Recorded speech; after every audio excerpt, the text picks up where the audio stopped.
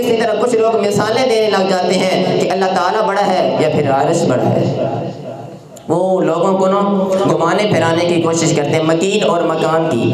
اللہ کی ذات ہر جگہ ہے، جہاں رب کی ذات وہاں رب کی صفات، اس لیے یہ کہنا 100% غلط ہے کہ اللہ صرف عرش پہ ہے۔ بیٹھنے والے کو مکین کہتے ہیں، نیچے والی جگہ کو مکان کہتے ہیں، جو مکین ہے وہ اوپر ہے، جو مکان ہے وہ نیچے ہے۔ یہ اصول ہے کہ مکین مکان سے بڑا ہوتا ہے، یہ جگہ ہم سے بڑی، یہ مکان، ہم مکین، ہم تبھی اس میں آئے۔ یہ کرسی اور صوفہ مجھ سے بڑا، یہ مکان، میں اس کا مکین، میں تبھی اس پہ آیا۔ یہ موبائل، یہ جو ہے یہ مکین بن جائے گی جب اس کو میں اس ٹیبل پہ رکھوں گا، ٹیبل بڑی، اور یہ جو ہے کیا کہتے ہیں موبائل، یہ مکین ہے، ٹیبل مکان ہے، تبھی اس پہ آیا ہے۔ اگر نعوذ باللہ، الیاذ باللہ، استغفر اللہ، اللہ صرف عرش پہ ہیں تو عرش مکان، رب کی ذات مکین بنے گی۔ پھر اللہ نعوذ باللہ چھوٹے ہیں تبھی تو عرش پہ آئے ہیں، جب اللہ تبھی عرش پہ آئے ہیں چھوٹے ہیں تو پھر عرش بڑا ہو جائے گا۔ اللہ کے بارے میں تو اللہ اکبر ہے، اللہ سب سے بڑا ہے۔ جب عرش بڑا ہو جائے گا پھر آپ نماز میں العرش اکبر کہیں گے کہ عرش سب سے بڑا ہے، حالانکہ ہم اللہ اکبر کہتے ہیں، تو اللہ اکبر کا قاعدہ ٹوٹتا ہے۔ اور اگر آپ کو اللہ بڑے، عرش چھوٹا، اللہ اس پہ بیٹھے ہیں، تو اللہ کا کچھ حصہ عرش سے باہر اور کچھ حصہ عرش کے اندر آئے گا۔ یہ تجزی ہے، اور تجزی اور جز جز ہونا یہ اللہ کی ذات تجزی کو قبول نہیں کرتی۔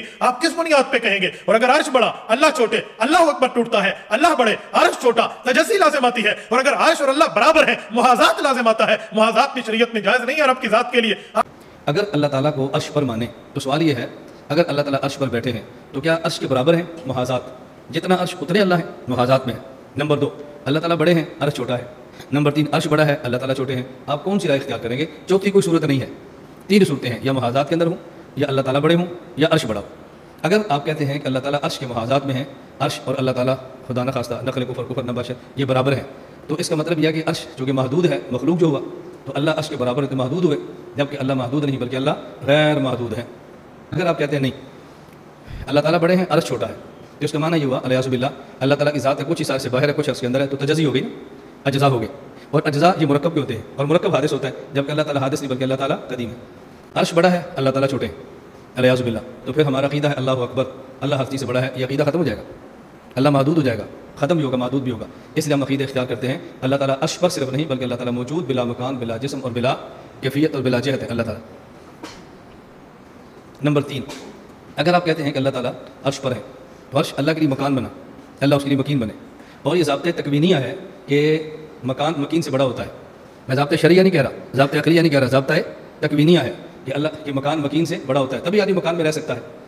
اگر اللہ عرش پر ہیں، عرش مکان ہوا، اللہ تعالیٰ مکین ہوئے، اور مکان مکین سے بڑا ہوتا ہے، پھر اس کا مطلب ہوگا عرش اللہ اکبر، جبکہ ہمارا عقیدہ ہے اللہ اکبر، اس سے اللہ کے بڑے ہونے کا عقیدہ ٹوٹ جائے گا۔ اس لیے ہم کہتے ہیں موقع بھی اختیار کرو کہ اللہ تعالیٰ عرش پر نہیں بلکہ اللہ تعالیٰ ہر جگہ پر ہیں۔ مکین کہتے ہیں جہاں اب مثلا ادھر ہم بیٹھے ہوئے ہیں، یہ مسجد ہے، یہ مکان ہے اور ہم مکین ہیں۔ مکان بڑا ہوتا ہے، مکین چھوٹا ہوتا ہے، یہ بات آپ کو سمجھ آ رہی ہے؟ یعنی اب میں ممبر کے اوپر کھڑا ہوں، یہ ممبر مکان ہے اور میں مکین ہوں۔ کہتے ہیں اگر ہم یہ کہیں کہ اللہ تعالیٰ مکین ہے، عرش مکان ہے، پھر نعوذ باللہ کیا خالق چھوٹا، مکان بڑا، عرش کیا ہے؟